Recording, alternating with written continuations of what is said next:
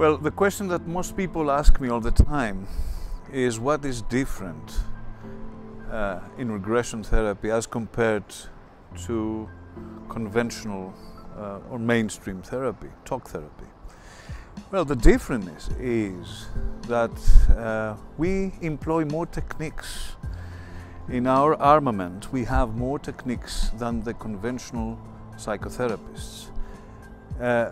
And we usually utilize altered states of consciousness to locate the origin of the problem of our client. So that's the definitive difference. When you are in a light or a very deep altered state of consciousness, that you are connecting some areas of the brain, you are using a kind of coherence, and then you can evoke other memories that normally don't come now, or you are even trying to make arrangements or ideas that you do not have when we are in a wake state. So it's important to begin with any kind of trance. Can be a big trance, deep trance, or a very light trance. And then afterwards we go and ask for the information that is coming. And even if it is not real, we do not care, because for that person, in that light situation of trance, they experience it as alive, as the moment, the most important, and then we deal with it. With this kind of therapy, I can go directly to the problem, and so we can look at that problem, that trauma if you want, and then we change it. We change the perspective, which is therapy. That's what therapy is about, is change of perspective. And we go through the process, and normally what is supposed to be is after that there's no problem.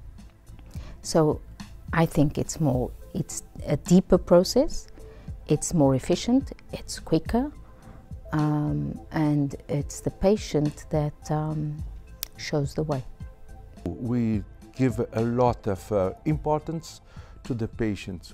I consider him as my co-therapist, and it's another kind of looking at him. We are symmetrical in this approach, and of course then he's telling his subjective reality, and his subjective reality is a reality for him at that moment. For him it is objective. So I work with an objective reality for a subject. That is the big difference we have. And the other therapists, they really keep the patient in this reality using the construction of, let us say, cognitive or dealing with the emotion, but that he is taking care or explaining or, let us say, treating it in this state of consciousness. And as I told you, it's not the same. Therapy of any kind would be incomplete if there is no cognitive understanding of the concept. Because if we focus only on the mind, then between the conscious and the subconscious, the issues are technically with the conscious mind. The subconscious has no issues, which means cognitive understanding of the issue and the therapy is very important for the client to be able to let it go. In that connection, regression therapy is an extremely powerful complementary healing technique.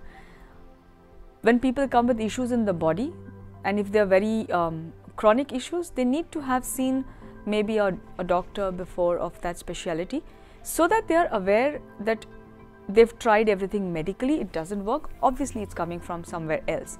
But for the client to have that trust that regression therapy is my answer, I think the others help us to build up on what we do. So the more people coming from different streams into regression therapy tells me that this is working. It's powerful, it is all-encompassing, and it connects the dots for the client. And we are more open to one more thing. You see, the default option of mainstream therapy accepts the genetic code, genetic determination, and of course nurture, environmental factors, education, socialization. Those are important. But what we add into the picture is the soul history. We accept the existence of the soul. And we accept that as Plato, Socrates, Pythagoras before them, we accept that there is a pre-existence of the soul and it comes back and back again. So we are incorporating, let's say, the wisdom of ancient cultures as well into our therapy. Something that is a no-no for mainstream therapists.